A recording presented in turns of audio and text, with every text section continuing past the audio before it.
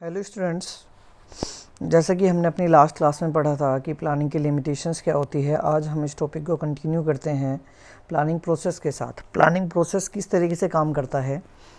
सबसे पहला स्टेप हमारा होता है सेटिंग ऑब्जेक्टिव, सेकंड हमारा डेवलपिंग प्रेमिसेस, थर्ड आपका होता है identifying alternative courses of action, then उनको इवेलुएट करते हैं, उनमें से जो बेस्ट होता है उसको सेलेक्ट कर लेते हैं, implement the plan and follow up action. ठीक है, ये हमारा प्लानिंग प्रोसेस का चार्ट हो गया। ये प्लानिंग प्रोसेस के स्टेप्स हो गए। जो प्लानिंग प्रोसेस के अंदर स्टेप्स जो होते हैं वो आप उनको इंटरचेंज नहीं कर सकते, आगे पीछे नहीं कर सकते आप उनको। ठीक है, अच्छा, तो सबसे पहला जो पॉइंट हमारा आता है वो आता है सेटिंग ऑब्जेक्टिव। सबसे पहला देखो क्या होता है, किसी भी चीज़ के लिए प्लानिंग अगर आपको करनी है तो आपको क्या करना होता है, ऑब्जेक्टिव सेट करने होते हैं इसके अंदर। The first and foremost step is setting objective. Objective क्या होते हैं बच्चे? ऑब्जेक्टिव वो एंड पॉइंट्स होते हैं जिनको अचीव करने के लिए जो मैनेजर है वो सारा काम करता है। ठीक है, तो वो हमारे क्या नाम है, objectives are those end points for which manager do all task to attain it. उनको अचीव करने के लिए जो भी टास्क परफॉर्म करते हैं वो हमारे ऑब्जेक्टिव्स होते हैं। वो स्पेसिफिक होने चाहिए, क्लियर होने चाहिए। हमारे हर एक ऑर्गेनाइजेशन के कुछ ना कुछ ऑब्जेक्टिव होते हैं। ऑब्जेक्टिव जो हैं हमारे वो एंटायर ऑर्गेनाइजेशन के होते हैं, हर अलग अलग डिपार्टमेंट के हो सकते हैं। ठीक है, तो जो प्लानिंग है वो क्या करता है, सभी डिपार्टमेंट्स को एक डायरेक्शन प्रोवाइड कराता है अल्टीमेट रिजल्ट्स अचीव करने के लिए। फॉर एग्जांपल आपका टारगेट है कि आपको 20% सेल इंक्रीज़ करनी है अगले क्वार्टर में, तो सबसे पहला जो ऑब्जेक्टिव आपका होता है वो होता है सेटिंग ऑब्जेक्टिव्स। सेकंड हम बात करते हैं डेवलपिंग प्रेमिसेस। अब जो आपने ऑब्जेक्टिव तो सेट कर लिया, ऑब्जेक्टिव सेट करने के बाद आप क्या करते हैं, कुछ एजम्पशंस लेते हैं।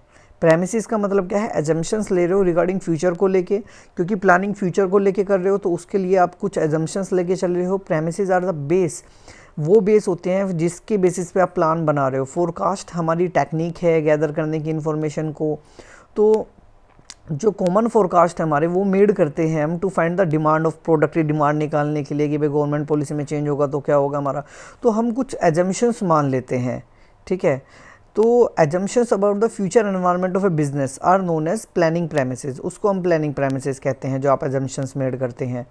ठीक है, example forecast are made to find out the demand of a product को फोरकास्ट करने के लिए गवर्नमेंट पॉलिसी, उसको लेके आप कुछ एजम्पशंस ले ली कि गवर्नमेंट जो है अब जैसे अभी हमारा कोविड में कि गवर्नमेंट जो है वो लॉकडाउन लगा देगी, अभी और एक हफ्ता और बढ़ा देगी। इस तरीके से जो आप एजम्पशंस लेके चलते हैं वो हमारी क्या कहलाती है, डेवलपिंग प्रेमिसेस कहलाती है हमारी।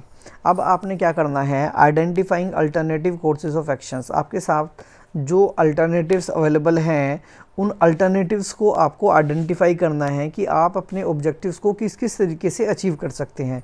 जब आपने अपने ऑब्जेक्टिव सेट कर दिए तो ऑब्जेक्टिव सेट करने के बाद आपने एजम्पशंस मेड कर दी, तो अगला स्टेप आता है कि ये देखना कि मेरे पास कौन कौन से अल्टरनेटिव्स अवेलेबल हैं। फॉर एग्जांपल इन ऑब्जेक्टिव्स को अचीव करने के लिए मेरे को प्रॉफिट की अपना इंक्रीज़ करना है, तो मैं सेलिंग प्राइस बढ़ाऊँ, मैं नई टेक्नोलॉजी लेकर आऊँ, मैं एफिशिएंट वर्कर लेके आऊँ, तो मेरे पास क्या ऑप्शंस है, ऑप्शन 1 2 3 4 क्या मेरे पास ऑप्शंस अवेलेबल है बेसिकली, ये देखता हूँ मैं। देन आपका आता है evaluating alternative courses of actions. आप क्या करते हैं बेसिकली इस स्टेज पे मैनेजमेंट जो है वो इवैल्यूएट करता है कि आपके जो अल्टरनेटिव्स हैं उनके क्या मेरिट्स हैं, क्या डीमेरिट्स हैं। ठीक है, in the light of various objectives the business and planning premises को देखते हुए वो ये देखते हैं हमारे जो अल्टरनेटिव्स हैं उनमें से किसके कितने ज़्यादा मेरिट हैं, किसके कितने डीमेरिट्स हैं, वो बेसिकली आप फाइंड आउट करते हो।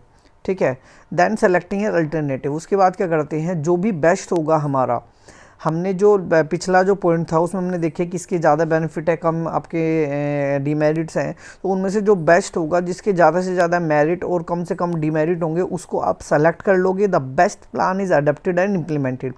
फॉर एग्जांपल सेलेक्टिंग और परचेज न्यू मशीनरी परचेज करना, एडवांस टेक्नोलॉजी अपनी सेल्स को बढ़ाने के लिए, ये आपने पॉइंट चूज़ कर लिया तो उसको हमने सेलेक्ट कर लिया। Then implement the plan. आप क्या करते हो, जो प्लान है हमारा उस प्लान को इम्प्लीमेंट कर देते हैं। आप जो प्लान है उसको एक्शन में लेकर आ जाते हैं अपने ऑब्जेक्टिव्स को अचीव करने के लिए। ठीक है।